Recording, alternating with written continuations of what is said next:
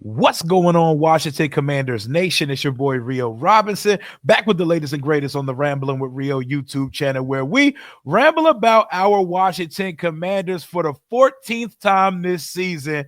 My guy, NFL insider Lake Lewis Jr. is coming on the show to talk about a Washington Commanders victory. How are we doing this morning, Lake? Great, man, as always. This is the streak that we are continuing on Tuesdays, and it's picked up steam, man. No reason to think it's going to stop. Hell yeah, it's picked up some steam. We made some waves last week, went a little bit viral, and the team went up to Detroit and punched its ticket to Championship Sunday. It is NFC and AFC Championship week. Washington is one of the final four teams remaining. As good as you thought this team could be in year one, could you ever imagine this? No. And that's where, I'm being honest, as I've been all year, but like I said, I thought this team could win 11 games. I thought that they could make the playoffs, but to get to the NFC Championship, I would have told you, no, that's a year or two away, but I thought they would be much improved. But to get to this level clearly goes to show you what culture is. If people never understood what that term meant, this year proved what culture is, because they're doing this without having the best talent as far as overall. When you look at Philly's talent compared to Washington's talent, it's not close. If you look at Detroit and Washington, it's not close. But the culture is greater, and I believe in that locker room, and that's what's carrying these guys over in number 5, of course. We've had a ton of guys come through this building and throw the word culture at us without an explanation or with examples. You got to lead by example. We had a lot of over promising and under delivering over these 25 years of pain here in the city, but it feels like the cultural reset and the reset of karma we got when we got some of the trash out of the building.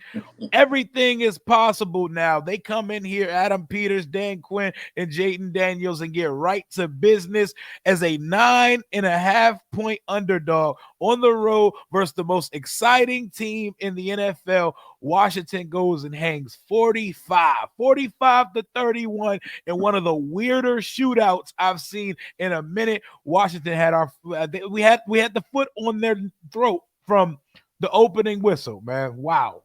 Yeah, and we have been talking about that, Rio. Like, this team, we said this last week, that this team hasn't even played its best football game yet. Nope. They haven't had a game where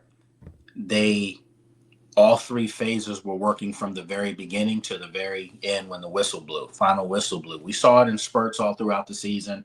At times, they demolished Carolina, they demolished Tennessee, where it was all working, but it came in different spurts in those games. They came out the tunnel Sunday at Ford Field with an assassin's mentality, and it was death by 1,000 cuts to the Detroit Lions the whole game, and it carried that way. And it was just a sight to behold. It really was. Very beautiful to take place, man. Like, you are never going to keep the Lions offense from doing what the Lions offense do. 31 points. Someone just looking at the box score would say Washington's defense didn't play well because they outgained us in total yards, passing yards, rushing yards, yards per play, and first downs. But here's the thing. Washington won in time of possession. With all those numbers I just threw at you, we won in time of possessions. We had less penalties, and the difference maker in the game, 5 turnovers to 0. Late. 5 turnovers in the game. When is the last time we forced turnovers on this clip, man? I told people to play the lottery this week. Yeah, man, and it was something that we said as well. This team's going to have to get a turnover, force a turnover. I was calling for Marshawn Lattimore to get a pick. Well, the rookie Mikey Sanders still walked away with 2. Quan Martin walked away with a pick 6. It was just one of those games where you saw everything finally click for Joe Witt and his defense. They gave up big plays. They've been doing that all year. It's always been a bend but don't break defense. And I think some of those numbers for Detroit are inflated because they were down pretty much the whole game. So Washington's tried to make sure that everything stayed in front of them. So it was kind of that bend but don't break defense, prevent kind of second half. So Detroit was going to move the ball in between the 20s, but once they got in the red zone or got close to it, that's when things batten down the hatches and got a little tough for them. So for me, if Washington can get this same kind of effort on defense this week against the Eagles, I like their chances as well. At this point, as long as number 5 is on that football field with the coaching staff that we have here, I like our chances. I like our chances versus anybody. And it's not just punchers' chances. We're not just happy to be here anymore. And I love how each week the goalposts move a little bit more for Washington's opponents. It was Washington's going to get smoked. Washington's not going to keep this close. The Lions got the easy track to the Super Bowl. And coming out of the game, it's, oh no, the Lions were too injured. They got too many players on injured reserve. No, keep that same energy and eat the crow that y'all were talking all last week. Everybody said the Lions had the easiest path, and Washington scored more points in the first half on Sunday, or as many points in the first half on Sunday as the Lions scored in 4 quarters. Man, talk to me about that quarterback. You know how we always start. Jayden Daniels, 22 of 31, 299 through the air, 2 touchdowns, no picks, and 51 rushing yards. To me, that was Jayden's best game. And I know people are going to say, oh, no, the Eagles game, when he brought them back and had 4 touchdowns and 1 rushing touchdown. Look at what this was for and look at where it was and against who it was against. That whole narrative all year long that Washington fans kept hearing was that this team didn't beat anybody and they beat bad teams. They don't beat the good teams. Well, they've gone out on the road and beat 2 divisional champions in their building, beat the number 1 seed in their building, and didn't just beat them down. That's a big difference. And for anyone throwing that whole injury bug thing out there, Washington's best offensive lineman's out for the year now, Sam Cosmi, and they still were doing work. Trent Scott came in, did a great job. Didn't skip a beat. Did a great job. Noah Brown's been out. There's been other injuries on this defense. So let's not do that. Let's not do that. The better team won that day. But number 5, like I said, remember we talked about last week, what does Washington have to do in order to have a chance to win this football game? If you ask me the same question this week, I'm going to give you the same answer. As long as number 5 can put his jersey on without hurting an arm doing it, without, doing something to his back doing it, they have an opportunity to win the football game because he is one of those ones. I think when you look around the league now and you see what an elite franchise quarterback is, there's several other young guys like a CJ Stroud, he's good. But when you watch Jayden, tell me you don't pick up Patrick Mahomes vibes, because of just the way he just goes about taking your defense apart. It doesn't look like it's anything special. And then you look up and the guy's running by you. Doesn't look like it's anything special, but he's avoiding the blitz. Doesn't look like it's anything special, but he's hanging a 50-yard deep ball, dropping it right in the bucket. On 2 defenders. Ooh. Yeah, that's what I'm saying. And it's done with an effortless motion as far as how he throws, as far as how he runs. Doesn't even look like he's at full top speed when he's running, and yet he's leaving guys. He is rare, and Washington has one now. It's taken 30 years for them not to just get a culture in the building and the right ownership and GM and coach, but it's taken them 30 years to finally get one of those players that when you go into the other team stadium now, you're going to see a lot of number 5 jerseys for Washington in the building. This guy is taking the league by storm, and I know it's too soon to say it right now in the show. I'll talk about it later. But it just would be so fitting, in my opinion, for number 5 to be going up against Patrick Mahomes. Because I've said this for ages. With Patrick Rio, he's beaten Lamar in the AFC Championship game. He's beaten Joe Burrow. And he's beaten Josh Allen. And we'll have a chance to do so again this weekend in the AFC Championship game. So those are the guns. Those are the 3 other best quarterbacks in the league. I think we all can agree to that. But this kid over here on the NFC side, he's the next one up. Yeah, he's the best quarterback in the NFC to me. Right now he is. Matt Stafford is still that dude, but I think Jayden is right there with him side by side. If he goes into Philadelphia and wins that, he's number 5 now in my book in the NFL. And it just would be what every sports league wants. They want to have for their king player, their number one player, they want to have a rival. They want to have somebody that they can literally rival. And this would be the ideal rival for the NFL. Not Lamar Patrick, not Josh Allen Patrick, not Joe Burrow An Patrick, because they're in the NFC same rival. conference. Yep. Yeah, they're in the same conference. So now if you get Jayden over here, you could have these things happening. I know it's just crazy talk, but we've been having, I guess, crazy talk all year, and it's All been season. happening. And And yeah. it's been happening. Tell me that the league, from a marketing standpoint, would not go bonkers. I predict when Washington wins, I predict, and they play Kansas City, I think it's going to be the most watched Super Bowl game in history if that were to happen. Oh my gosh, man. Because it's as crazy as it sounds, a reality is 60 minutes away for both sides, for the Chiefs and for Washington. And you're saying if he wins, he goes to 5. I already got him at 5. Nobody in the NFC is this. I love Matt Stafford, Super Bowl winning quarterback. He's getting a little bit long in the tooth, and he's not as dynamic as Jayden. Jayden can kill you in more ways than one. We know what Matt Stafford do. So I would have to give Matt Stafford a close number 2 because they are the only special difference makers in the conference. I tried to tell Lions fans all week. I made like a few appearances on Lions podcast, and I You were a said, busy man this week, man. I saw yeah, that. man, I was getting active, man. I was Yes, getting yes, active, sir. and Good, they good were stuff. talking. They were talking a little crazy to us, and I said, listen, I don't think y'all understand. Jared Goff is good, but he's merely a passenger in the Rolls Royce. Jayden Daniels is a Cullinan. He's a Rolls Royce Cullinan. He's the vehicle. He is the one that drives this thing over here. Jared Goff is being driven. There's a difference between having a guy and having the guy. Washington has the guy. And Let's put Mahomes, this in perspective, Rio. Not to cut you off, but let's put yeah, this go in ahead. Go ahead. perspective. If you're not understanding what Rio is saying right now, look at it this way. Do you think, after what we talked about last week Mhm. about, the whole Sam Howell, Ben Johnson thing, Mhm. do you think for a hot second that Ben Johnson didn't see with his own eyes Yep. on Saturday night? If I have me one of those, Yeah, I could go to the next level. and do you think that made that decision to go to Chicago that much easier? Bruh, Of Ben Johnson course could. it did. Bruh, that boy had his staff ready by Monday afternoon. Like, Of course he did. Why go to the Raiders? You don't know who you got there, who you're gonna get.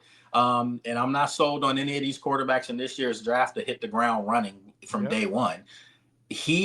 Ben Johnson now has what many thought was the top prospect at quarterback last year. A Him and quarterback Jayden with were 1 and gifts. 2 in A everybody's boards. quarterback with gifts, not a With game manager, absolutely. So not a that made limited that guy. decision that much easier. So what you're saying is on point. He ran to Chicago, and to make it Oh, even worse, it's in division. a rival. It's an op. Oh my God. Oh, he is now enemy number 1. Welcome to the club, Detroit Lions. And boy, did that revenge feel sweet for those basketball guys here in DC. We shook it up last week with the We shut Sam Detroit Howell. down. We shut Mhm. Detroit down. Detroit's not going to be the same football team, and Yep. we're not saying that they're not going to be any good. They'll be a playoff contender, of course, but Mhm. they're coming down some now. You're going to lose Aaron Glenn as well, your defensive coordinator. Mhm. Washington went in there and put a bomb in the middle of the 50-yard field or Ford Field, and it blew up. And now Detroit's never going to be the same. Their opportunity that they had, it has closed a little bit for sure.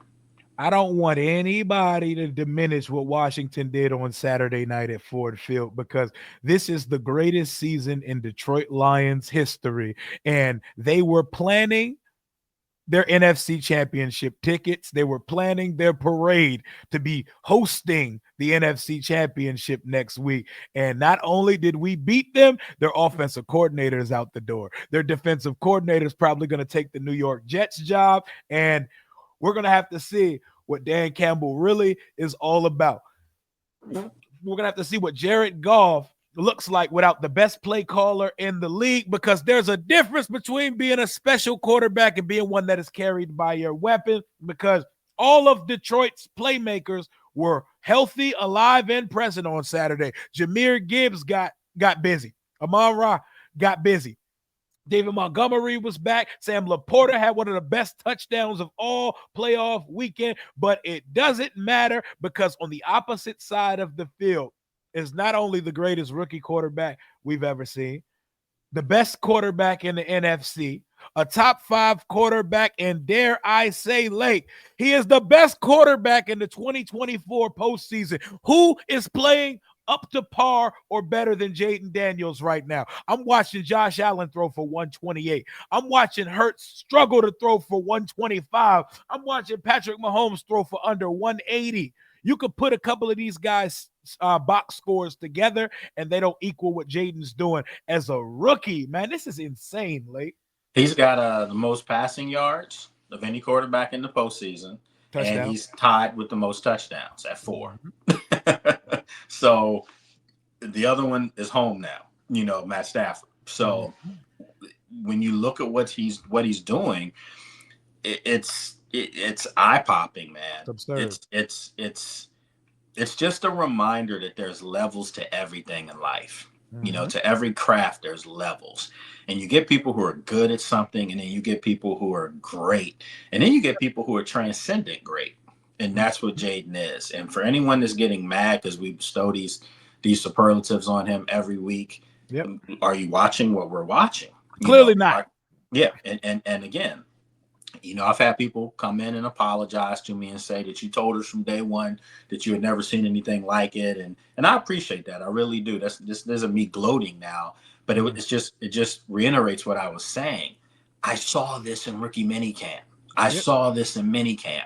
And I he told saw us. this in training camp and in preseason and just being at the practices. And I saw it a week ago. I mean, again, I saw his demeanor in the locker room after the Tampa game, which gave me every reason to believe they were going into Detroit and doing what they're doing. That's why I predicted on your show that they were going to beat Detroit.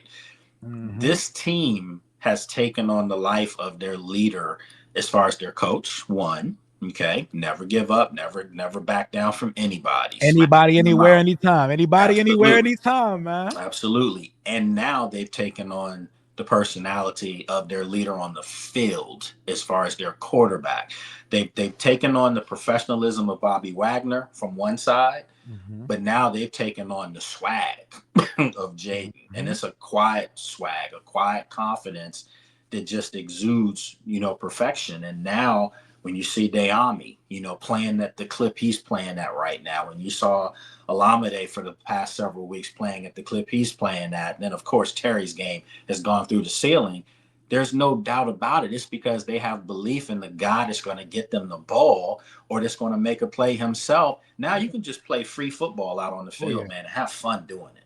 It's beautiful, man. It's like watching kids doing what they love, man. Emmanuel Acho put it perfectly when I was watching a clip from Fox Sports 1 yesterday. He said, Jayden is the perfect balance of confidence and humility because the boy is humble, but he's so confident in his ability. He said, you never know what the score is. You never know whether it's a preseason game or the playoffs. He is one even kill dude, but at the same time, he plays with insane confidence. He plays with arm arrogance, all of the above.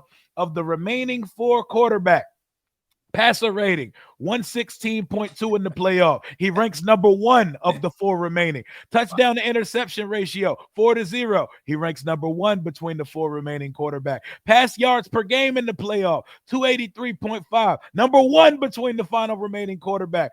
Yards a pass 8.6. Number 1 between the 4 remaining quarterbacks, and completion percentage 69.7, despite the fact that he's throwing the ball more than the rest of these guys. We'll talk about Mahomes Allen, man. That's what I'm saying. And like my boy Alex, Alex Smith, that's a great guy, man.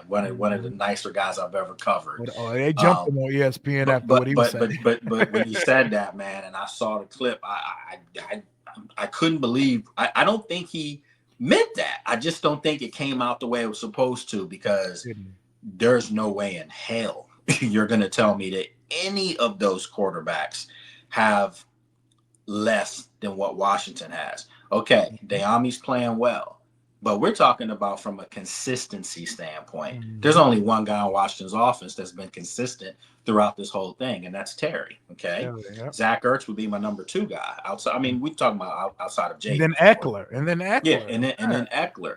But you're telling me that if you put Jayden in Kansas City with Kelsey and Worley and Hollywood Brown and Isaiah Pacheco, I mean, And are a you good offensive line and Andy come on? Reid. Like, Yeah, what are we yeah, doing? come on, man, stop. And then the only team that I might be able to say, okay, maybe Buffalo, but no, because Buffalo has Kincaid at tight end.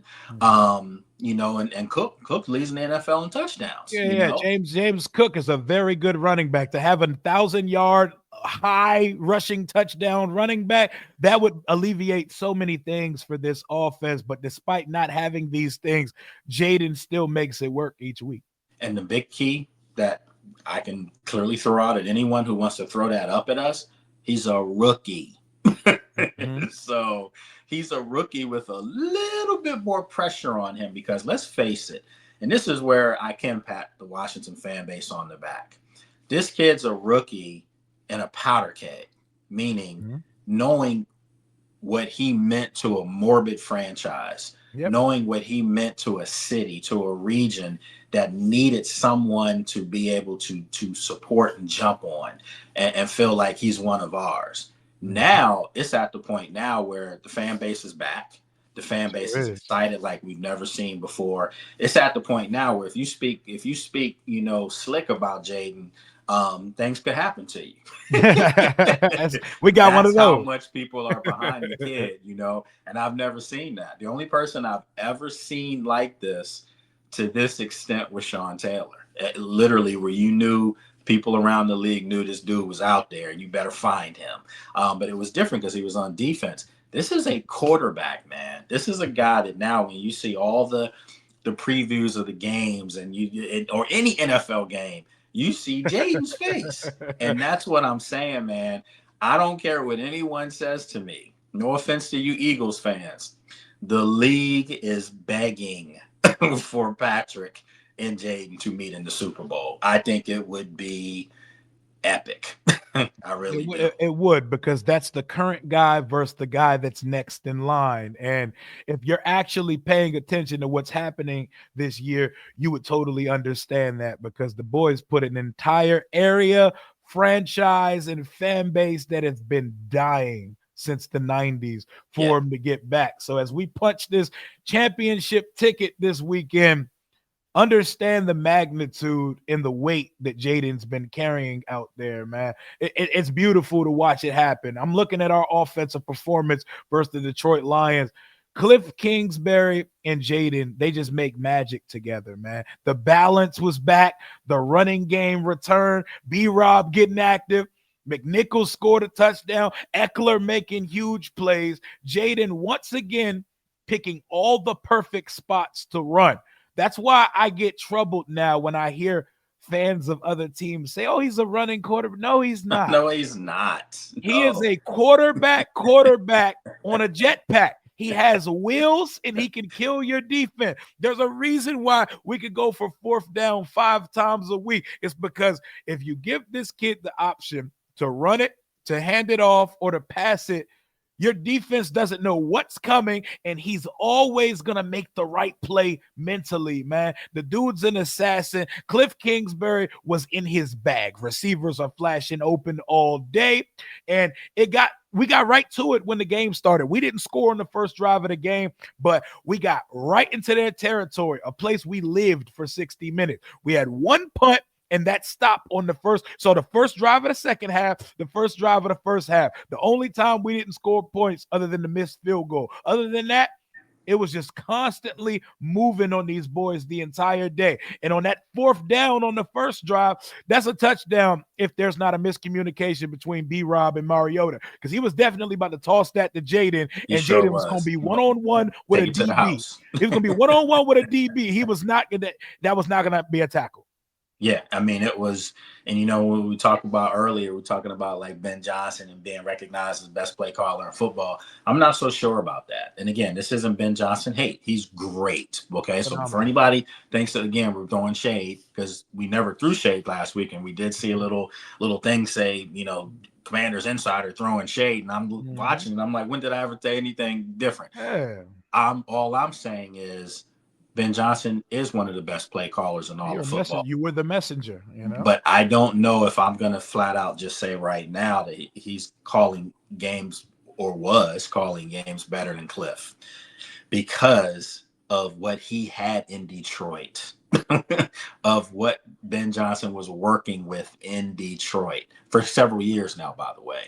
For Cliff Mhm. to come into Washington and doing what he's doing with a rookie quarterback, with really one legit Pro Bowl, All Pro threat on as far as the skill set, and Mhm. then guys that are good, but to find them collectively in a role that can fit their games, and then have a banged up offensive line after like week 6. You tell me who's calling better football games, who's putting guys in better positions to succeed. That's Cliff Kingsbury, and you got to give that man his flowers too, because Washington's not in this situation if he's not calling plays for them. So everybody who's was lukewarm on him and didn't like some of the moves he was making during the season, stop it. They're in the NFC Championship game where they just Talk about rolled downhill from the opening kickoff against the a Lions. football team in their building, and everyone kept saying they're going into the Lions den and you don't know what you're coming into, The atmosphere. and came in there and that place was quiet. It was a library the whole game Because because Washington and his offense took it to him. you can't make noise when you're constantly on your feet. And you're constantly on your feet when this no huddle offense is ice skating up and down the field on you boys for the entire afternoon. Say what you want about the Ben Johnson, Cliff Kingsbury juxtaposition, but I'll tell you this: Cliff is not going to make Jamison Williams throw a pass in the crunch time with our season on the line. Cliff is not going to take the ball out of our best player's hands on 3rd and 1, 4th and 1. You know what I'm When saying? he's been killing you all game. The Lions had a couple of scenarios because we're going to get to the other side of the ball where they're in 3rd and 1 and they're not giving it to Gibbs, who's killing us. Like, come on, man. You got to stick to what. Outthinking yourself, man. Just what I'm saying. Like, you outthink yourself at times, I'll say this for us on 3rd and 1s. I'm always like, why are we not under center and just move forward? That's because we know we're going for it on 4th down. So they're Mhm. setting you up. He's setting you up at the 3rd down play, and then they get it on 4th. But yeah, the play calling that I saw last week from Ben Johnson, it was some of it worked, but it was just times where it just got too cute under the Yeah. moment, Yeah. and sometimes you got to get away from that. So it'll that's a whole nother story for a whole nother day. But all I'm saying is that if somebody told me right now who's the offensive play caller that I want calling plays from my team, I'm saying he resides in Washington. Yeah, man. Sometimes the cute stuff works, but sometimes it comes off as desperation. And Washington didn't really have to do any of that. We attempted one thing of the sort on the first drive of the game. We didn't get it. We didn't go back to it all day, and it wasn't necessary. Let's talk about our wide receiver duo, De'Ami Brown legacy continues. Playoff Diami is a real thing. We saw the 89 yards in the touchdown versus Tampa Bay. He gets right back to it this week. 6 catches, 98 yards, no touchdowns, but had the biggest catch of the game on that play where Jayden flicks his wrist under pressure, 40 plus yards down the field. A cornerback has his eyes completely covered. He manages to catch. I've seen Diami drop passes that his eyes saw, and I saw him catch that pass. Wow. Washington getting something from a number 2 receiver or someone not named Terry has been one of the biggest catalysts for this offense being able to glide right now. Yeah, and there's two things you noticed with Dayami. He did have a drop early in the game Saturday night. Yeah, on the And first, on the second possession. Yep. absolutely. And and in years past, it may have been something that kind of played with his confidence. But Mm-hmm. he's playing at such a high pace right now, high clip, that it's helped everything open up even more. And that's the second part to this. when Noah was in and he was being productive, he was more of a possession receiver. He was catching the tough catches. Alameda was catching some tough catches. They're more red zone type catches. Jameson Crowder as well. But Mhm. what Dayami has done is he's giving you another side of the field that can be stretched. And now, because he can get past your guys, and I've said this before, he's their most athletic wide receiver. Yep. So now that you have a guy on that side of the field that can stretch the ball and give Jayden his Brian Thomas on that side, like Mhm. in college, and Malik Neighbors is Terry on this side from in Mhm. college, it just opens things up. And guess what? Look at the touchdown. Look at the throw to Zach Ertz underneath. Mhm. It's so many pieces that are working, and part of that is because they have a number two now that isn't just one dimensional. That's just not going to catch the ball within 5-6 yards and then he goes down. Yep. This is a guy that's making plays, and if you're Philadelphia, you're going to have to be aware of him. Now the question is, do you put Slay on him or do you put Mitchell on him? It doesn't matter. It's going to be opportunities down the field on this Yep. defense. Man, I mean, listen. Remember we said this a couple weeks ago. I said that I don't know if Washington needs to go out and break the bank for a number two wide receiver. They need somebody that can just be productive, and then they can draft a guy. Yep. If Dayami has another game or two, I think Dayami comes in next year as their number two wide receiver. I You truly think he believe that. comes in as that, or you think they're gonna have him compete for it? You think he's just gonna have it earned already, or you If think he that if he has another game or two, and they're effective, impact oriented games, Dayami's going to come in as their number two next year, and they'll draft someone, and maybe they do look to go out and get another veteran receiver. But it would only be fitting what the hot hand was for you if you win a Super Bowl, or if you lose Super Bowl, or even if you lose the NFC Championship game. The hot hands are what you come back with, and your upgrades could be in other positions. I think they're going to attack the line a little bit more, via free agency as well. And I do think they draft a wide receiver. I do. I think they draft a running back as well. So, yeah, tight that's end just me too. though. I'm not Adam Peters by any means, and he's the one with the master plan. But Mhm. I think the number two spot in this offense, and the reason why I say this, Rio, is when you look at all the teams that are left, okay, the Eagles are the only team that have those like stout receivers. You understand what I'm saying? Mhm. They're the Like, only one with a full room of them. Yep. absolutely. So in Kansas City, Hollywood Brown's a good football player, but he's not somebody that you're going to say is punching a Hall of Fame ticket. Mhm. Worley's a good receiver, but he's not somebody that you're saying is punching a Hall of Fame Worthy ticket. is world class speed. He's Absolutely, a Worthy is gadget guy.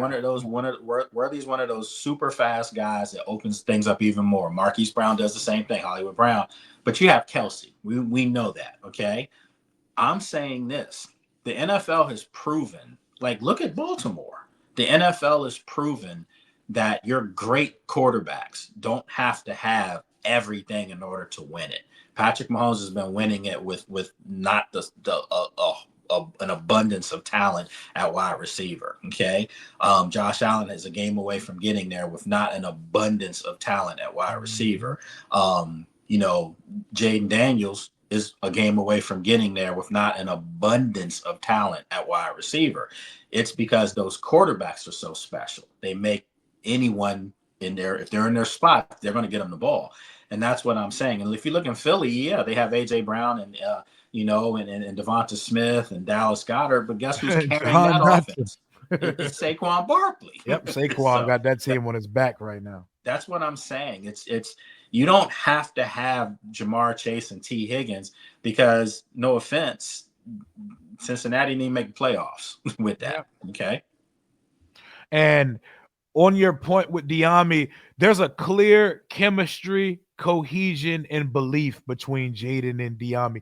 Jayden absolutely uplifts these guys, man. He Mm-hmm. keeps these guys locked in. He has them playing confidently. And remember that last time we beat the Eagles, Diami was knocked out early in that game. He beat Slave for a 40-something yard bomb in the first half of that game, and Jayden completed it.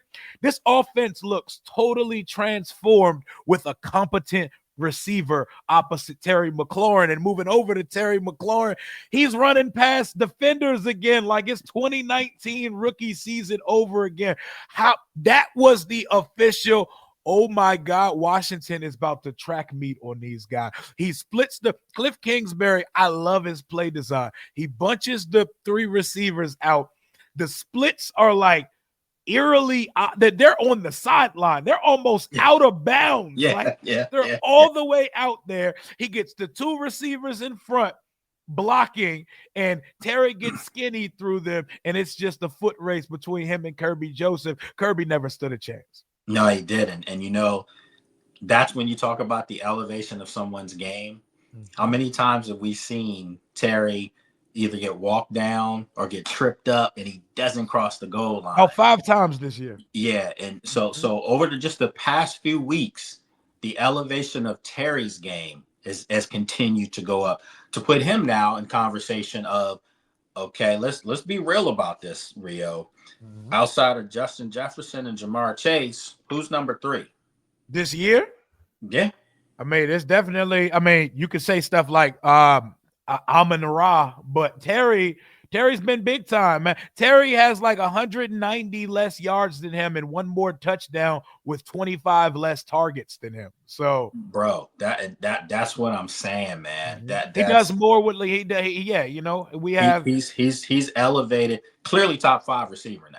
And that's that's what we were saying. We want to see Terry take that game to a top 5 elite receiver. Yeah, our thing was that he wasn't there yet, but he got there this year, and people were already putting there. Yeah, and people because already he has a quarterback. Well, this is the thing. You see it. Remember, you said that. When you see it. Well, I know what I'm seeing. I'm seeing him taking things to the house, where before maybe that wasn't the case. I'm seeing him now make catches to win the game at the end of games with his hands. I'm seeing him body everything. I'm seeing him do everything possible you want from your elite number 1 receiver, and that's how he's playing. So now that you have one of those guys now, like how you have at your quarterback spot, you have enough around them to be able to do what they're doing. That's why they're in the NFC Championship. But what we're saying is if you get one more maybe in the backfield that can take one to the house at any given time, you don't need to break the bank at that other wide receiver spot. You just don't. Look out, man. Adam Peters can do whatever he wants, but we already can see that Jayden can transcend a talent deficient offense. Wait till he gets some more. We're finally seeing 2 receivers get active on the outside. Zach Ertz's numbers are not going to blow you away, but he's getting in the end zone. He's a red zone and goal line threat for defenses. Now it's not one-dimensional. When Washington gets inside the 10, Jayden's legs can do it. Brian Robinson can get in. Jeremy McNichols can get in. Eckler could get in. He could throw to Ertz. He could throw to Terry. He could throw to Diami. It's a pick your poison type thing now. It's not as simple as just bracket Terry, cut off Jayden's legs. You're starting to see when the kid has options, the team scores 6 touchdowns and a field goal as a 9.5-point underdog. Talk to me about Zach Ertz, Austin Eckler, and what you've seen from the backfield this week and the other guys on the offense. Yeah, I mean, and before we do that, this is where we have to give kudos to the training staff and Dan Quinn and Adam Peters for not rushing guys back from injury. Because remember that spell during the season where Brian Robinson was out constantly, and then Marshawn wasn't playing, and people were like, oh, my God, these guys are not going to play. What if they're getting injured? It was for moments like this. It was for the playoffs. It was to make sure that you have all your skill set guys back healthy and they're all there. So now that you have that, you see Zach Ertz open underneath. Now you see Austin Eckler giving them an option. So when he and Brian Robinson are on the field at the same time, you don't know who's getting the ball. You don't know what they're going to do. They can run or pass. You don't know. Everything now is set up for them to not be a one-man game. And it helps. And for Zach Ertz to be that security blanket for Jayden underneath, we all know the OG, the old man, he can't move like he used to. A lot of times Zach catches it and goes sideways, but the bottom line is his hands are there. He's not dropping 2-point conversions and things like that. No offense to Mark Andrews. Zach's not doing that. He's made some great catches. The game to Oh win God. against Atlanta, those are some Mhm. great catches, you know. Mhm. So he's there, and Jayden knows he has that. He know now that he has another option on the outside with Dayami. Obviously, he knows he's got Terry he can always depend on. And now these backs are coming out the backfield. I was excited to see Jeremy McNichols get some touches the other Mhm. night, got the touchdown. You don't Mhm. know who's going to get the ball in this offense now. And that's when we've been in our bag this year, when we can go three running backs deep, and it's almost like no matter who's in, the touches matter. B Rob is B Rob again. I've been calling him Brian for a few weeks now. He has earned his nickname and his pseudonym again. Shout out to B Rob, 77 yards, and every single yard mattered. A couple touchdowns. He's hitting the edge. He's been in that corner. Whoa, man. B Pass Rob is blocking, back. All that. picking up blitzes. Mm-hmm. He's back. He's healthy, man. And again, why wouldn't anyone want to be part of what's going on right now? You know, like Brian wasn't smiling for a while. You know, I sure think he was putting pressure on himself. You know, he had the fumble recently and all that And they stuff. stuck with him. Yeah, you know, they stuck with him, and you saw Dan Quinn hug him, and like, you know, Mm-hmm. after that first touchdown, and it was, you know, again, culture. You know, the things that you need for guys to run through a wall for someone, it's all on display for Washington right now, man, and it's a beautiful thing. It really is. It's a beautiful thing to see them getting contributions for everyone. Whoever puts on a uniform for the Commanders 1 through 53 is giving you a contribution.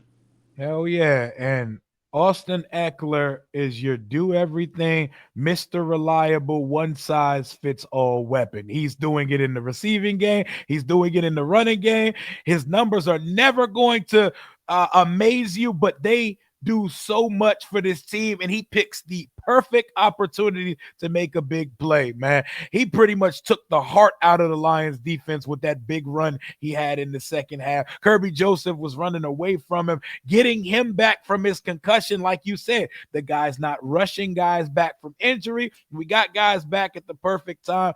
This offense is disgusting right now, man. Yeah, man, we gotta start calling Austin Powers, man, because he's doing some things out there. I mean, every time he touches the football, it's electric. It really is. It's like he's 20 yards deep into your secondary defense. You know, when you look up, um, Mhm. that's something that you have to account for now. You know, when he comes in the game, is he going to run? Is he going to go out on pass? You know, a pass route. You don't know. Is he in there for PB? Is he pass blocking? You don't know. And Nope. that's what I'm saying. Like, it's just Mhm. the mix up is there. But since Austin Eckler's come back, the offense has definitely hit a different gear. And Mhm.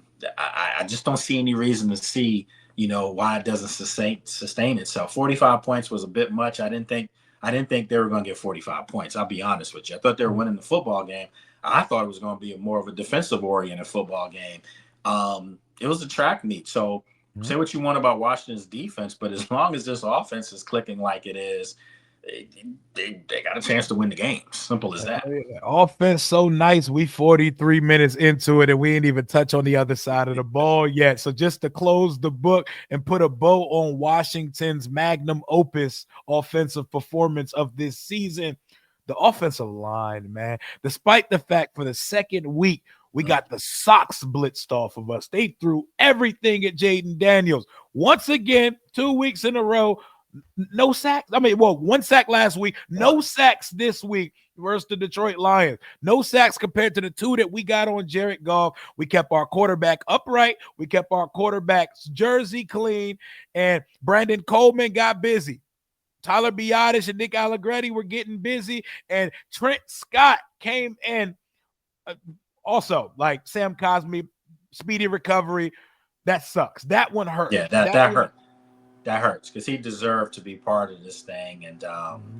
you know, to just to see him go out was heartbreaking. You know what I It mean? was. Because again, like he's been one of the faces of this outfit for a couple years now, and he's still a young guy, so he's still got his better days ahead of him, and he'll be back strong. But you wanted him to be part of this NFC Championship game, possible Super Bowl.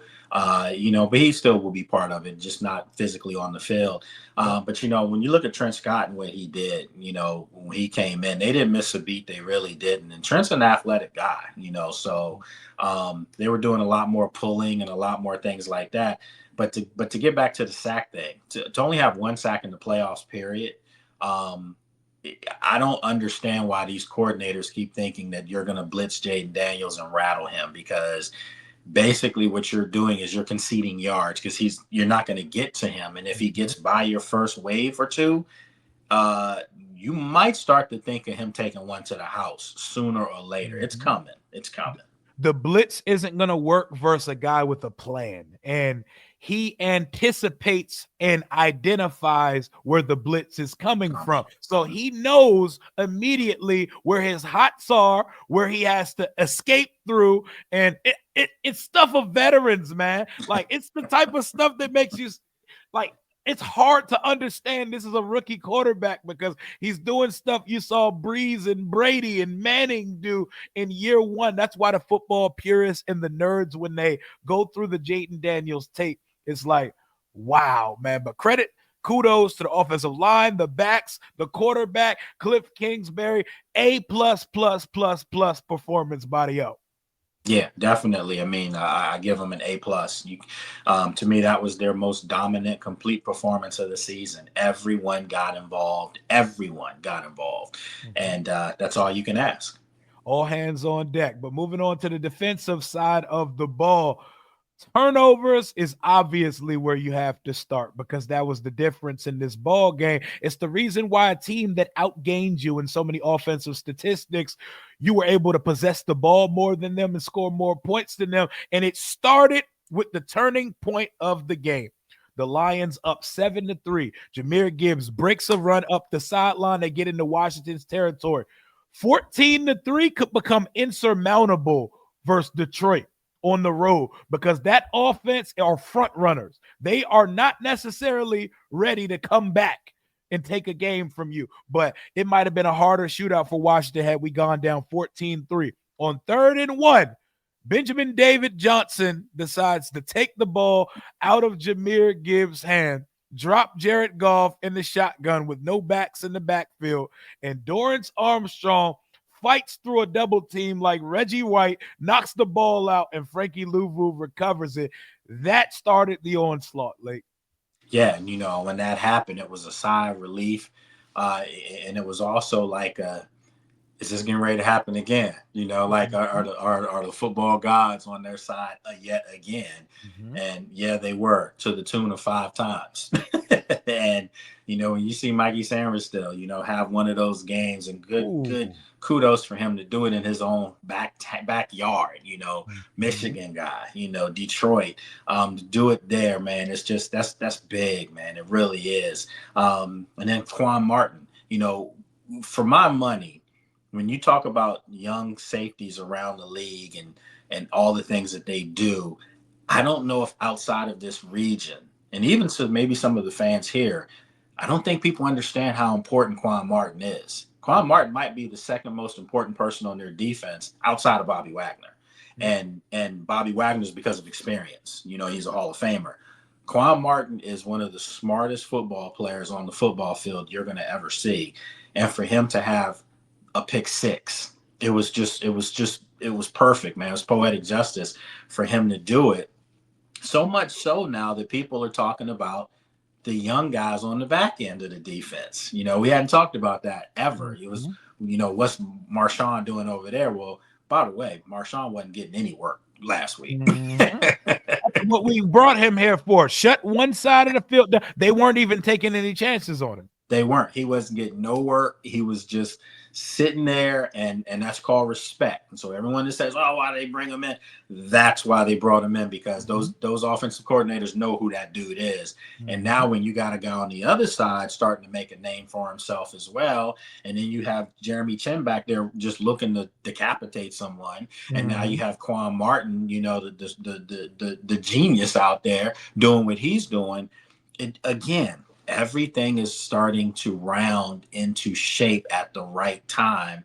Normally, teams don't round into shape by conference championship game. They've already been there. This team again played his best football game last week. Yep. Who does that this late in the season? Mm-hmm. So they still have another game or two left in them. And yeah, so I don't want to get ahead of myself, but that's what I'm seeing.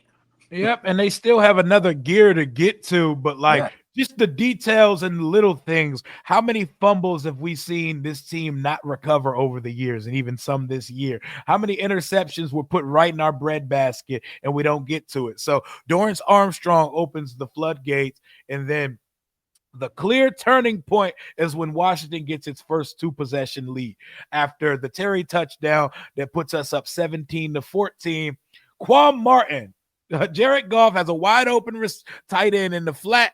He goes to Tim Patrick, airmails him, throws it to Quan Martin. How about Quan to show some wiggle and finding his way to the end zone, man? Yeah, he wasn't content to just get it and go down. It was like, nah, Mhm. we're gonna make some things happen. And that's what Joe Witt has been saying all year long. That's when they brought him in as a defensive coordinator. It was to let guys create turnovers, turn the football over and make plays. Mhm. And they're doing that now. So now, hell, even when Mikey got the interception, normally most people just take a knee in the end zone, I right? was like, "What Mikey Nah, going, man?" nah, man. These guys are like trying to make plays. They try to get their name in the headlines, I'm like, man. "Mikey, take a knee. Where you going, man?" Man, at that point, I was just like, do what you gotta do, man. Mhm. If you're trying to bring it back, go ahead. I'm just glad But he caught it. but that's that confidence that they're brewing with Rio, where Mhm. now they're in attack mode. They're not sitting on their heels waiting to be attacked. They're starting to play going forward. Yep. And confidence is something, man. Once you get it and you know what it feels like to be having fun, making plays, doing the right things, it just becomes contagious. Now everybody on defense is trying to make a play, and that's what you're seeing out there. And they were hitting, man. I mean, I know Jameer was ripping off runs, but when guys got to the football, it was you could hear the pads popping, Even man. Lattimore was smacking. He was He smacking on. listen, he was doing that in Tampa. And Mhm. I keep trying to tell people, oh yeah, Mhm. terrible game in Tampa. No, not necessarily. Mike Evans is Mike Evans, but that dude was bringing wood, and that's what he does. So this is that physicality that they wanted on defense, especially on their back end too, and it's all starting to come to light. What most encourages me going into Philadelphia based on what I seen on Saturday night is that their superstar running back got his on us. He got his over 100 yards, 2 touchdowns, and through the air, he had 70. So we saw pretty much a 200-yard, 2-touchdown performance by Jahmyr Gibbs. But like my boy Kendrick said, it's not enough. It's not enough, which tells me next week Saquon can get his just like he got his the first 2 games. It's not enough. Your quarterback has to do something to beat us at the end of the day. And 1 touchdown, 3 interceptions is not going to do it. And we made the Lions have to play catch up. So they couldn't just run the ball at will on us all day. That's why Gibbs only gets 14 carries and Montgomery only ends up with 7 carries because when you're down multiple possessions, you got to find a way to move that ball down the field in a hurry because you've run out of time. That defense, man, opportunistic. You see 31 points and 500 yards of offense, but that defense met the offense and kept us in this game, man. Absolutely, and you're right, man. Like this week, it's the same. It's the same blueprint that's going to be Same used. blueprint. Yep. Like yeah, Jahmyr Gibbs, Saquon Barkley, they're going to get there. So just because they're dynamic backs. Mm-hmm. The question is, you can't let them get theirs and let the receivers for the Eagles get theirs. And if you Mm-hmm. look at the stat sheet and you go back and look at the tape of the Detroit game, yeah, Jameson Williams had how many catches in that game? Jameson Williams had what? We had 4 catches on the day. Jameson Williams had no, he only had 1 catch. He only had Look one. at my finger. Look at my One. finger. Yeah, he only had one. He had Oh, one I forgot the catch. reverse. Reverse Yeah, was the yeah. big He had a play he had. reverse for Mm-hmm. 71, but he had Yep. one catch. Yep. Okay. It was Amon St. Brown, you look up, and he had 8 for 134. That Yep. was probably the most quiet 8 for 134 I've ever seen in my life. Just some chain movers. Nothing crazy. Just some chain movers. And a lot of those catches came, I think 6 of those came in the second half. Mm-hmm. So when they were down.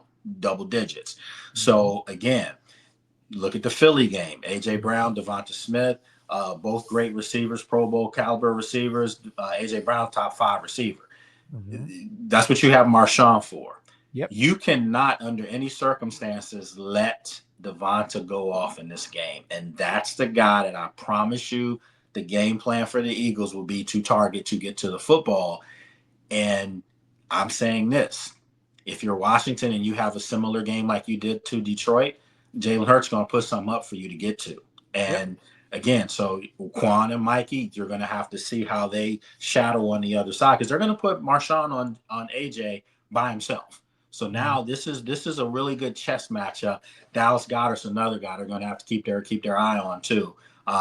Because tight ends have eaten on this team, and we saw what Laporta was doing. Yeah, chess matchup, man. So you're gonna make Marshawn follow him, or do you just keep the same game plan we had versus Detroit? You stay on one side, Marshawn, Mikey, you stay on the other, static, and just play good defense, or are you gonna have Marshawn follow? I like what we did versus Detroit I like what they did against Detroit, and I think Mikey is a physical player, and Mikey actually played AJ pretty well, the first game. the first game. So I Mhm. think they're going to stay with what they did against Detroit. But at some point, if you see one guy's kind of getting off, then you might have someone shadow. But I agree with you. No, I think they're going to start off where they just stay on their sides, Yep. and you see where they go. But I just know overall you don't want to keep having Mikey on AJ over and over and over and Yeah, over. that's not it. But at the end of the day, our corners have played well. Our secondary's playing really good football. This is a game that comes down to pass rush. We already know that. It's the same thing. You got to make Jalen Hurts get off his spot, and you got to make him beat you with his arm. And the fact that he did was gimpy last week with that knee is going to play into this if he's not healthy. I like the game plan we had versus Detroit, man. If it ain't broke, don't fix it. We're getting turnovers from safeties, from cornerbacks. The edge rushers are getting home. Wow, what a performance. And just Bobby Wagner and Louisville. Oh, by the way, I hear Lions fans and Eagles fans crying about Frankie Louvu's hit on Jared Goff. He didn't get penalized for it. That was a I didn't legal think it hit. was unnecessary roughness. When you get a turnover, your quarterback now becomes a person that can be hit, that can be Yeah. blocked, that can Put your be head on taken down, head on the and swivel. and he put his nose in the fray. If he didn't want to get hit, then you seen, I've seen Tom Brady in years past, just kind of move out the play, whatever, Get out of concede the there. touchdown or whatever. Mhm. Well, Jared Goff put his nose in somebody's business that he had no business putting his nose in, and that's the result of that. That play did not determine that football game. So if anyone is crying foul on that, you need to stop and watch the rest of the other 59 minutes of that football game. Yeah, just like Eagles fans, he didn't get penalized for the hit on Jalen Hurts, just like he didn't get penalized versus the Jared Goff. If he did something illegal, the league will fine him this week. He didn't get fined versus Jalen Hurts. He's not going to get fined this week. Y'all need to cut it out, man. These are guys playing football. There's nothing unethical about the way that Frankie Louvu plays football. Someone I want to give flowers to this week, Jonathan Allen. Jonathan Allen was as active as I've seen him in years. Since we're talking contract year, Jonathan Allen, he was wreaking havoc in the backfield. Yeah, I mean the rust is coming off. Obviously he hasn't played in a while, Mhm. and I've been critical of Jonathan all Oh, year. we all are. And it's not to throw. You're never coming at anybody on a personal level. I see these Mhm. guys in the locker room every day. There's Yep. nothing personal. It's just that when you're getting paid the kind of money he's getting paid, as well as Duran, you need them to not show up in film as active, to not show up because they made a play here or there. No, you need them to be disruptors, Mhm. guys that are dominant players at their position. And we saw that last weekend. We really did. That was the best I've seen him look. I'd probably say since he re-upped the contract, Mhm. man. So they're gonna need that this week, big time, because when this team does get ran on, it's gashed up the middle of the field, Yep. and Saquon, is he'll damage you doing that. He'll get into your second tier and take one to the house. So they're going to need their not just Jonathan, but they're going to need Duran as well. They're going to need them to earn their contracts this weekend if they ever did. But John showed that he's on the right track. He had a huge game. He really did. Salute to Joe Witt and his defensive unit. I don't know if I could give him an A plus like the offense, but when you force 5 turnovers versus a team that could put 50 on anyone's head in the entire league, and you end up outscoring this team by 2 possessions, the defense deserves its flowers as well. And we will need another performance by them boys this weekend. We are in the NFC Championship, and we are seeing a team in our division for a right to go to the Super Bowl, a team we've split with during the regular season. Philadelphia wins in a winter wonderland NFC divisional round game against Matt Stafford and company. What did you see in Philadelphia on Sunday afternoon? You might think I'm crazy. I saw a Rams team that gave a game away. I That's did what too. I that's did what I too. saw. Yeah, I Mm-hmm. saw a Rams team that I thought outplayed Philadelphia on Mm-hmm. both sides of the ball. Yep. Ironic. The weather was a huge factor for a team that's coming from a dome stadium out west. Mm-hmm. Say what you want. There's no getting around it. The Kyron Williams fumble, killed momentum when they were, having a chance. And then at the end of the game, they still had again another opportunity to steal that football game and win it. Matt Stafford made some bad throws, and then the offensive line broke down in their pass blocking at the end. So for me, those are the plays that I think when you have a number 5, those are the plays to get made, because let's face it, Matt Stafford's not outrunning anyone. So he was just a Mm-hmm. sitting statue back And there. in And the in the snow, snow, a exactly. stationary quarterback in the snow. What is he supposed to do It, with it, it, Jalen Carter rushing him? exactly. And then you saw like Puka dropped a couple passes. The snow was affecting those boys. It was clearly affecting them. But this is the type of game again. You're playing against a team for the third time in your division. You split. Although Eagles fans feel like they gifted one to us because Jalen Hurts was out. Okay, we all know that Jalen Hurts doesn't play defense. So that number 1 ranked defense that gave up 35. So again, this is one of those games that your opponent. It's just going to be who makes the plays and who do you entrust to make the most plays when they need to. And for anybody out there that doesn't think number 5 is the quarterback you would entrust right now, the way he's playing, I don't know what else to tell you. This isn't any shade towards Jalen Hurts. Jalen Hurts to me is probably the most disrespected player in the NFL, and all he does is win. He's done nothing but win since he's been in Philadelphia. He's played in the Super Bowl, and for my money, probably was the MVP of that Super Bowl, Yeah, even he in a was he defeat. outplayed he outplayed Patrick Mahomes in he, it. he, he did. But again, for this game, man, you just look at how Washington's playing right now. Everything's working, everything's clicking. And people keep talking about these magical seasons, Rio. They were saying with Detroit, oh, when Detroit's having this magical season, Washington season will come to an end. No, you know what's a magical season?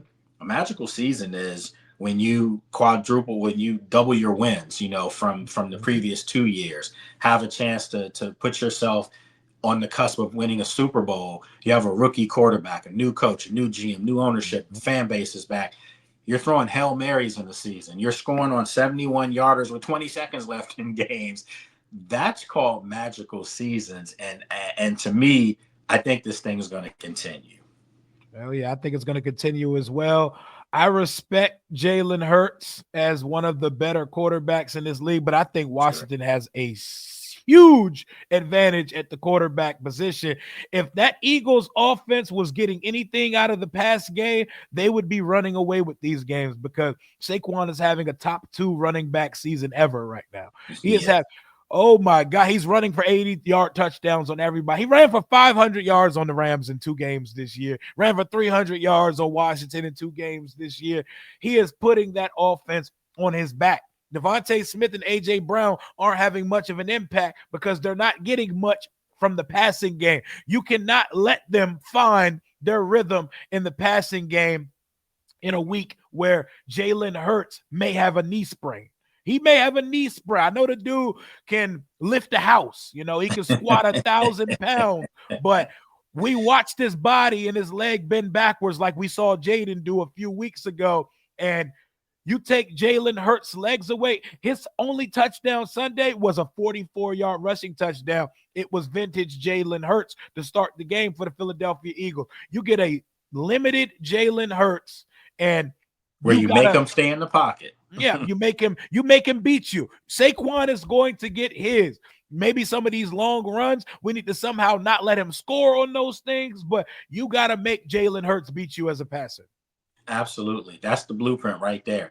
You know what it is? It's the same thing they did last week. Make, at the time, we knew Jared Goff was going to be a statuesque quarterback. Well, with that knee injury to Jalen Hurts, maybe he's not going to be as mobile. Maybe he's not going to be so willing to just take off, when his eyes don't see his first read. That's what he does. He takes off. It's Mhm. going to be cold. You just never know how that knee's going to feel. But if it's stiff, he's going to have to beat them from the pocket because this is a game where you can't lean on Saquon the whole time. He's going to get his yards, but as you said, if he's not breaking them to the house, and you shorten that field up, you might see the Eagles move the ball effectively between the 20s, but once they get in the red zone and it gets condensed, you're gonna have Jalen Hurts make a play, and that's why I think Washington, wins this football game. I truly believe they're going to keep this thing going. Man, it's crazy. I just got yesterday in the mail, email. Super Bowl credentials things have to be put in Oh, by tomorrow, and I'm not gonna lie to you, man. I got a little teary eyed. oh I'm my like, I God. got as media. This is finally what I've Oh, been that's wanting, man. emotional, I man. got You I get got to a go thing. on radio. Mhm. Yeah, and I'm like, but am I pulling the cart without the horse? Because they still have to win this game, and it's going to be Mhm. difficult. But that's another sign for me. That's another omen, that it's coming. And I think Washington's winning this football game. Yeah, man. I want to see Lake on Radio Row, man. I think Washington wins this game as well. They keep finding ways to diminish Washington's success. First, it was Washington can't beat a good team, and we've done nothing but answer the bell on this 7-game winning streak that dates back to we haven't lost the game since November 24th. And And can we start really talking about and pushing this? Dan Quinn is the coach of the year, man. he is the Like, coach of the year. if you like, I've seen some things he's not even on there. Like you see Dan Campbell, you see Andy Reid. I mean, Kevin O'Connell. yeah, Yeah. Kevin O'Connell. I'm like, listen, a coach is exactly what we know it to be. Someone that makes people play hard, someone that plays for that guy, someone that makes you good, makes you competitive. They are in the NFC championship game. If that man ain't coach of the year, I don't know what coach of the year stands for anymore. I really don't. I don't know what it constitutes, and I understand these awards are kind of like voted for and selected right after the regular season. But Don't matter. They won I 11 games. I demand a recount. Hey, Lake, we on win number 14 now. We 14-5. If Kevin O'Connell's the coach of the year for winning 14 games with Sam Darnold, we're on our 14th win of the season. That is 10 more wins than last year. 4-13. 14-5. We are 60 minutes away from going to New Orleans to the Super Bowl. And I think we get it done. I'm glad to hear you say that, man. We haven't been wrong in what, 8 weeks? It's been a minute, man. It was before we ate turkey, man. It was before Thanksgiving. It's been a minute, and I think Washington gets it done. I know it's cold outside. The final box we got to check because they keep moving the goalposts. Now Washington hasn't won in the cold yet. Jayden hasn't shown he can beat someone in the cold. That's the new thing. Oh, they went up to Florida. They played in a dome. Jayden not going to be running up and down the field when it's cold outside. Yet I just saw Matt Stafford, who plays in a dome, run up and down the field on you boys with a chance to win the game. Listen, man, this whole narrative about this team is because people just they don't want to admit what they're seeing, that there's getting ready to be a new kid on the block It's for the disbelief. foreseeable future. Mhm. So there's a little bit of hate and a little bit of jealousy. I don't know. I don't know what more you can say about the kid. He's taking everything by storm, and best believe, like I said, he's going to start breaking up some happy homes. We said this, and the other thing that we said, remember, if he's the best player on the field, guaranteed win. If he's the second best player, they have the opportunity to win. You Mhm. can make an argument that last week, would you say Jahmyr Gibbs was better than Jayden on the field? It's debatable, right? Yeah, yeah, but no. Give me Jayden. Give me Okay, 5. so again, okay, so the First or worst case second. scenario was he was second to Mhm. Jahmyr Gibbs being first. If you want to go that route, I'm saying Jayden was the best player on the field. Mhm. Jahmyr Gibbs was second. But if Yep. you want to go that route and say no, I'm giving it to Jahmyr. Jayden was second best player. They still had an opportunity to win the game. And they won it. That's the same thing this week. If Saquon is the best player on the field and Jayden comes in as the second best player on the field, Washington's winning the football game, or they're going to have a real good chance. But if Jayden is the best player on the field, book your tickets to New Orleans. Yep. Oh my gosh. Like, I cannot believe we're here. I cannot believe the next time we do this, we could potentially be talking about a Washington Commanders Super Bowl matchup. Oh my God. I need to pinch myself just to make myself know It's that this is real, man. real It's right now. real. It's real. And to the fans out there, congratulations. Win or lose, congrats. Because this has been one of them seasons that I used to live in every year. Now, you being young as you are, you've never experienced this, man. Like how do you feel right now? I mean, you gotta be nerves like in your throat right now.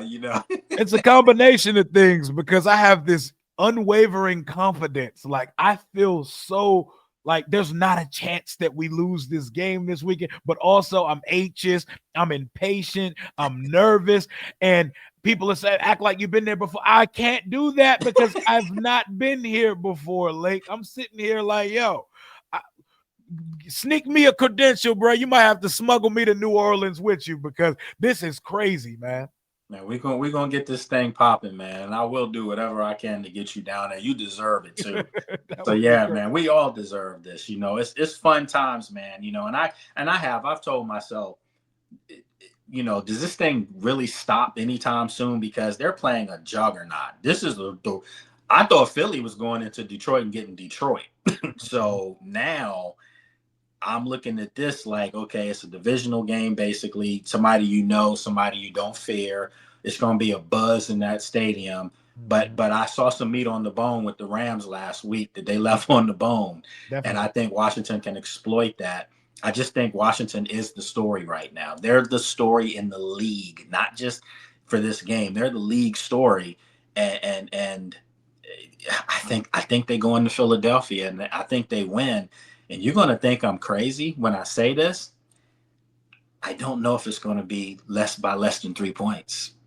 I got us by 6. I got 30 to Okay. 24. I'm not burying the lead this week. I'll give you this is what I'm talking about with this confidence right now. This is what this team is doing Yeah, to yeah, me. yeah. I I think I usually think Washington covers the spread, and I think they're going to get busy. I truly believe that. Yeah, I think we're gonna go up there and we're gonna please don't snow. I don't want no winter wonderland game. The forecast looks clear, but just cold as hell as of now. I hope Yeah. it stays that way. Yeah, I mean it's gonna be cold, but I think number 5 will warm the field up with what he does. And again, when you have one of them ones, you can feel comfortable knowing that you have a shot. They're not going in there. This isn't David and Goliath like people are trying to make it out to be in It Philly. I don't ain't. see that either. It They ain't. did it in Detroit, and Detroit looked like they did not look like a number 1 seed. And I don't want to hear about the injuries. It was because that number 7 seed made them number 6 seed made them look like that. Mhm. And I think this game in Philadelphia this week is going to answer some questions for a lot of people. There's more pressure on Philadelphia than it is Washington. Because Philadelphia is there's Super none. Bowl or bust. Mhm. They for them it's to win the Super Bowl or bust because Mhm. that's the trajectory they've been on all year. For Washington, I don't even like using the term house money anymore because Yeah, they're yeah, in we're it. done with that. Yeah, they're in it to win it. And I Mhm. think though that the pressure though will it'll be a lot more questions that Philly's going to have to answer if they were to lose than if they were to win. But if Mhm. Washington wins, it's just we in New Orleans chilling, Bourbon Street, the whole nine. And if Washington were to win, then I'm pulling hard for Kansas City because I want to see Jayden and Patrick. It would just be, man, this magical season would just be another notch on the belt for more magic to come. Wow, man. And the final thing before you go, since we're able to have crazy conversations like this, we're able to put imagination aside and actually have objective conversation.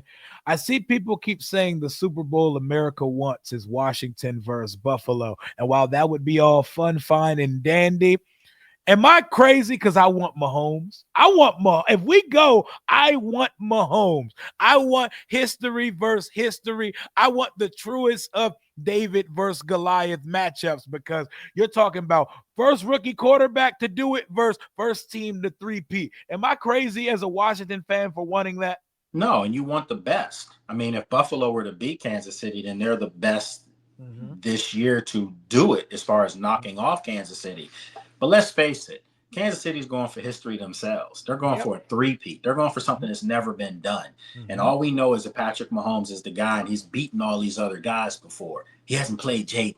So Mm-hmm. my thing is, it would be like the full anointment of when you talk about like when Michael was playing, he didn't get a chance to go up against Len Bias in the Mm-hmm. pros. That was going to be his kryptonite. Kobe and LeBron. We Kobe never was got to see. later in his life. You know what I'm saying? Mike. Brady versus Mahomes. Again, this would be the modern version of Brady, and you can't even say Peyton Manning. They're the same division. To Mm-hmm. me, man, you know what this would bring back times of? You're much younger, don't remember this, but it would be like the Steelers and the Cowboys, where it was Bradshaw versus Staubach, and they played a couple times in the Super Bowl. Mm-hmm. If Jalen Hurts wins the game, though, this will be the second time he's played Patrick in the Super On Bowl. some So bird versus yeah, magic so type. you could have that, but let's be honest. No offense to Jalen Hurts, no one's looking at him the way they look at Jayden Daniels. Nope. This just not. It's not. That's not for debate, Eagles fans. It's a fact. No one Nope. around the country looks at him the way they look at Jayden. No one Even in though, Philadelphia, and if they're being honest with themselves, looks at yeah, Jalen even though Hurts. he's had immense success in Mm-hmm. Philadelphia. Yep. But the point is to see the young upstart, the rookie of the year, the guy that you've never seen before. You've never seen this kind of Mm-hmm. talent from the pass game and run game that he brings to the table, and the cerebral way that he just dissects you. You've never seen it. You just haven't. Not as a rookie. Maybe Lamar does it at times, and all these other quarterbacks. But I just mean from the jump, you've never seen it. Um, and to be able to go up against the king, to be able to go up against the guy that people are getting ready to say is the GOAT, Mm-hmm. um, man, you can't tell me. For history's sake, Rio, Buffalo, Washington. The last time Washington won the Super Bowl, 91, who they beat in the Super Bowl? Buffalo Buffalo. So Bills. I Yep. can see that revisionist history on that aspect. I Mm-hmm. don't want to see Buffalo in the Super Bowl. I want to see Kansas City. I want Mm-hmm. us to knock the king off the hill. That's what I want. And pardon my bravado, but I think we could beat the Chiefs, Man, let me just say this right now. man. Man, you see, every time we get to the end, it comes. I think Washington's winning the Super Bowl now. Oh my God! I can't explain it, man. I just look. I'm not blowing smoke, man. You gonna see Y'all, a everybody's grown watching. man cry, like you gonna see a grown Listen, man like cry. everybody that knows us knows I can't be biased as a journalist. I try my best. But man, I'm a kid from DC. Of course I want this team to win. But I'm not gonna say things to you just to say it that I don't believe. I think Washington's beating Philly this week, and I think Kansas City's going to smoke Buffalo. I truly believe I that. think they're gonna smoke them I too. think they're going to smoke them. Pack of cools. You And know, I Kansas think City hasn't turned the ball over in 2 months. they haven't had that game yet either. Yep. Where they just get you, and Mhm. it's coming. Houston's defense is really good. Kansas City they just did what they wanted to get out of Dodge. With no Mhm. injuries. That's really literally how they played. Mhm. They just do enough to get out with the win. I think they're going to smoke Buffalo. I Yep. truly believe that, and I think Washington's going to get busy in Philly. I think we're going to be seeing the game that the league will market the hell out of, and it will be the most watched Super Bowl of all time. Mhm. Listen, man, Jayden, Patrick, Kendrick at Woo! halftime. Favorite rapper too. Oh my God. Hey, listen, man. I don't even know if I want to go as media.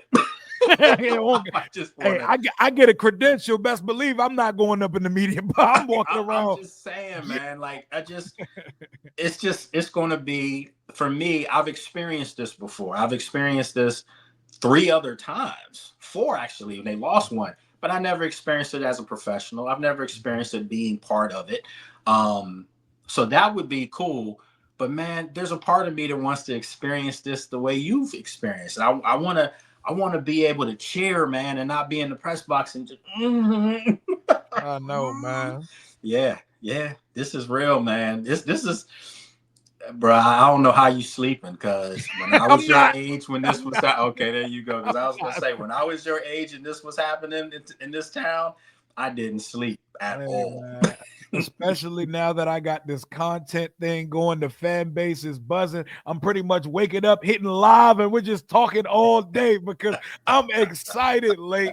I've been waiting for this season my whole life. We are 4 quarters away from a potential Super Bowl appearance for the first time in my existence that I'm old enough to actually understand Congratulations, what's man. going Congrats. on, man. Because Appreciate. you've been one of those supporters, man, through hell or high water. That's actually how we met at the stadium. Mm-hmm. And you know, you've been doing your thing. I'm proud of you. You know, keep it Got up. And it makes life so much easier, man, when you're winning. The content that you push out that you can talk about is fun. It's not it. having to drag anybody. It's It's not not depressing. who are they going to draft? Who are they going to get as a coach? You don't have to make sense of anything anymore. Mhm. You can just watch X's and O's, make sense of that, and what you can make sense of is that this is the hottest team in football right now, and this is a team that say what you want. Everyone comes in, and so my better half is really into this like self help and Mhm. manifesting words and stuff. And she made a great point to me. She said that when people are still not sure or opposing teams fans come on your board and talk trash to you, that's because they're worried. Mhm. That's what that is. And Mhm. I'm already getting besieged with Philly folks. That's because now they don't look at this team like, oh man, you guys, we got to walk to the Super Bowl. They don't believe that. They know it's going to be a dogfight. And if Mhm. they don't believe that, we'll have this conversation come Monday. That's how good I feel about it. I feel good about it as well, man. I hear a lot of confidence and bravado being disguised. Like it's really fear and Of insecurity. course. It's them trying to trick their mind and set themselves up for a Mhm. letdown just in case. There's still Detroit fans making excuses Oh, on what happened. injuries. Injuries. There's nothing you can say. You got beat. You Mhm. got manhandled in your own building, and it was quiet in there. And give Detroit a awesome season. Give them a lot of respect, a lot of credit.